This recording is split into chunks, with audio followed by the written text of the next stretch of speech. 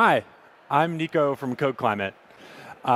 Today I will be showing you the latest and greatest from CodeClimate. For those of you that are unfamiliar with us, we build software to help development teams streamline and optimize their pull request process. CodeClimate is all about helping engineering teams make better decisions about their pull requests, processes, and code. So this latest feature set that we have came about because a while back, we were thinking about the different ways that we could help development teams get through their day-to-day workflow. And our data science team did some analysis and found that about 8% of all pull requests that are opened never end up merging. And the thing that came out to us about this was that means that 8% of your team's time, 8% of their effort, gets to the point where they have written code that they feel like is ready to be reviewed, but somehow doesn't make it into the system.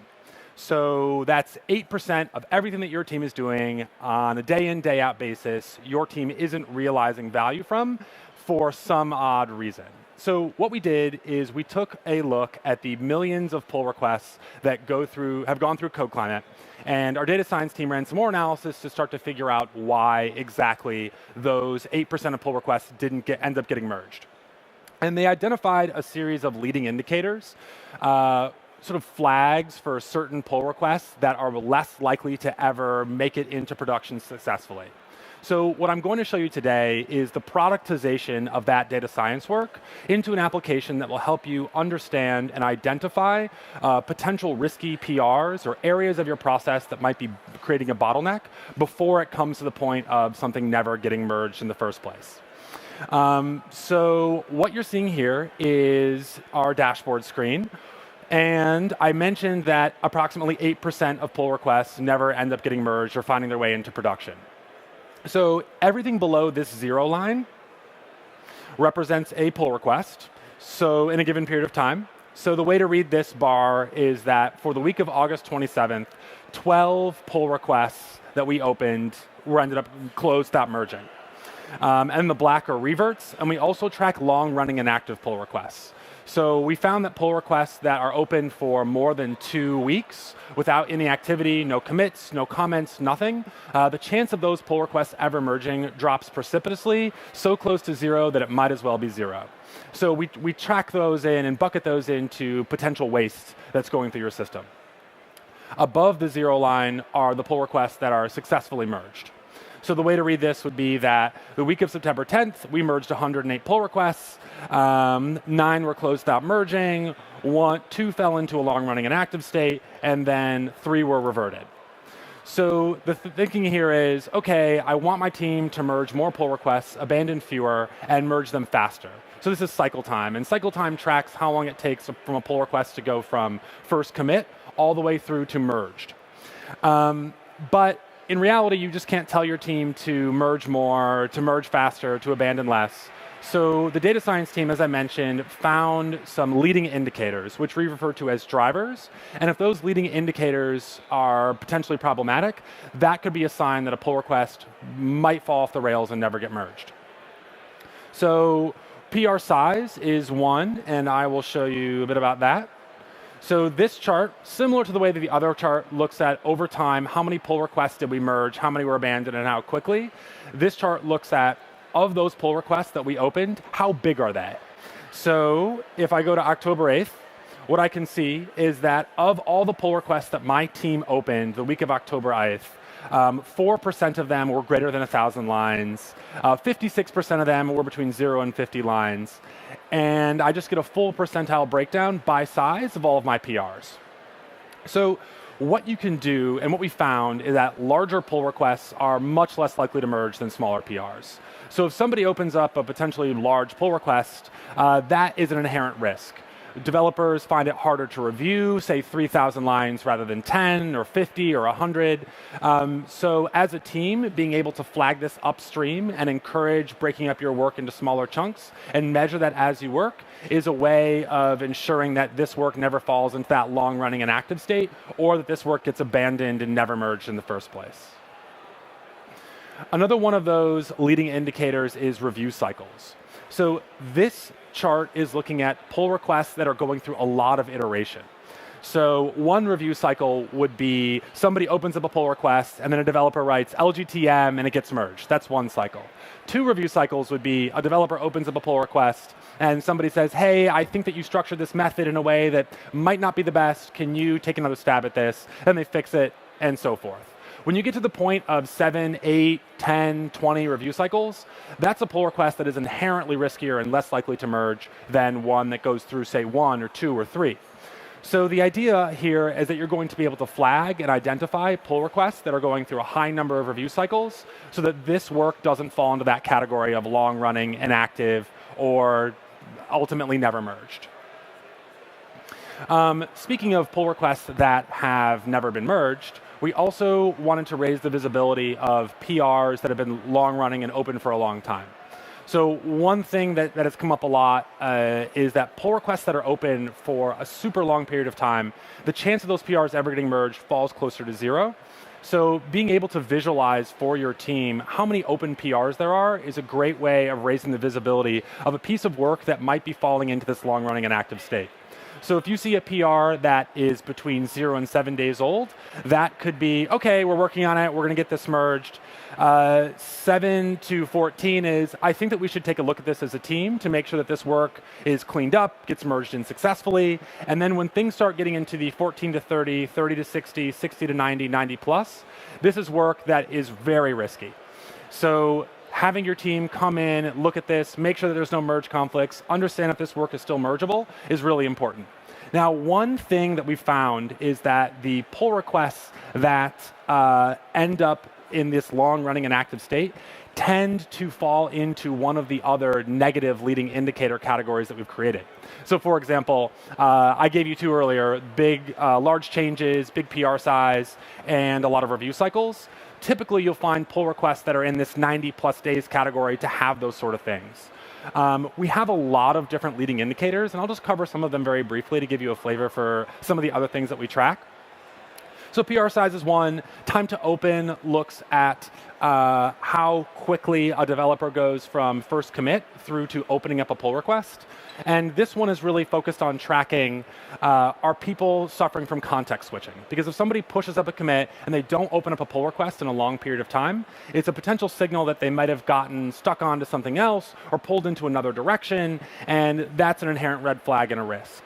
Another one is time to review. So this one is all about making sure that your developers, when their pull requests, when that review is requested, that the review actually happens.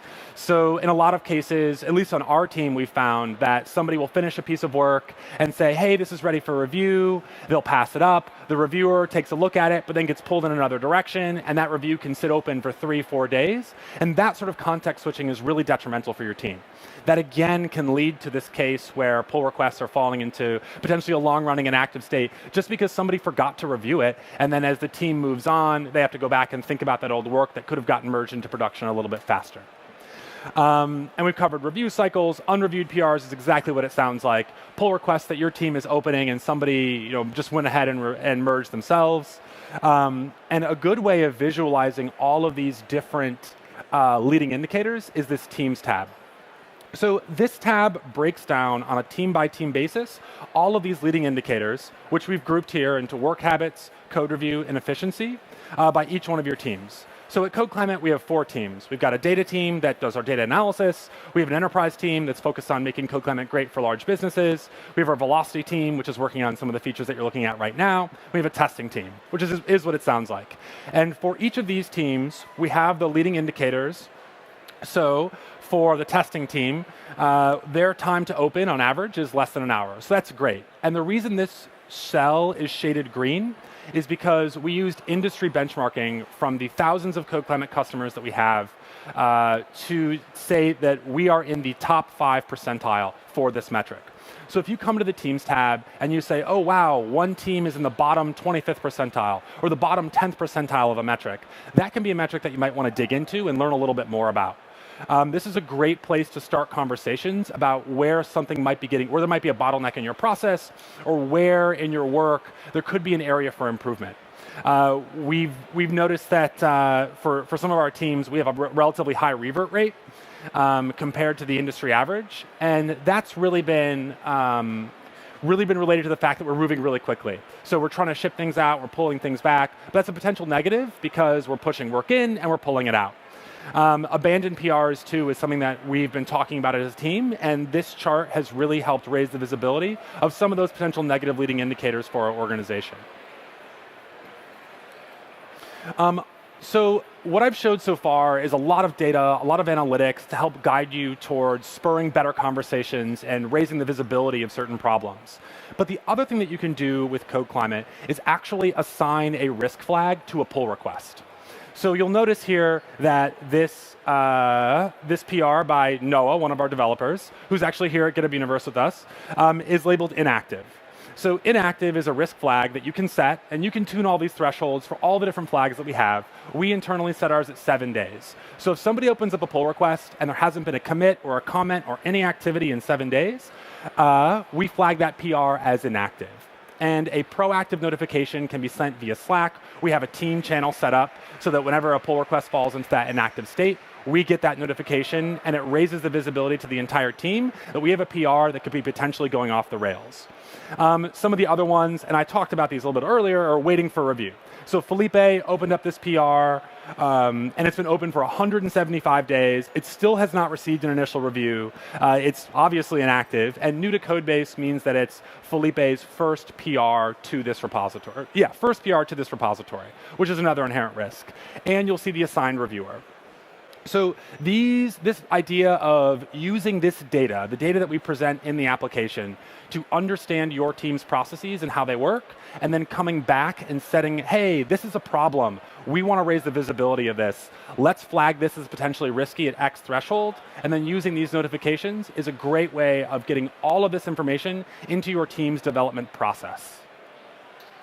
So you can also search through PRs to find areas that might be potentially problematic. So if I go here, and I want to filter by open PRs that are waiting for review, and apply. These are the pull requests that are currently open that haven't got an initial code review. So initial code review for this application means either somebody using the GitHub Approvals feature or just a comment on the PR. And we've used this. Ours is relatively low, but it wasn't always this way.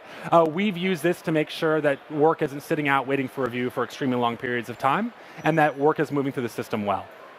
So back to the start. If you do all of these things, if you focus on leading indicators like keeping your pull requests small and making sure they're reviewed in a timely fashion and flagging pull requests that are going through a lot of review cycles that are potentially risky, eventually, hopefully, you'll see the number of pull requests that are abandoned or fall into a long-running inactive state decrease, and the number of pull requests that end up getting merged increase, and the speed of which work goes through the system, first commit all the way through to merge, to get faster. So that's the end goal of this application, and the real driver here is that if you can do all of these things, it's a great way of having a quantitative data conversation about your pull request process and ways to continually improve your team. So if you're interested in learning more about CodeClimate, we have a booth upstairs, and please stop by. We'd be happy to give you a demo and talk about how you can get set up with a trial to look at some of your own data. We obviously integrate with GitHub and via GitHub Apps, so it's a quick, super easy setup. We also support GitHub Enterprise. And if you're on the live stream and interested in learning more, head to codeclimate.com. And one of our developers, Chris Holton, is going to be giving a talk at the Helicline room at 4:30. So please stop by, and he's going to be giving a chat about how we actually move this Velocity application onto GitHub Apps and some of the technical challenges there if you want to get a look into what's under the hood here. Thanks.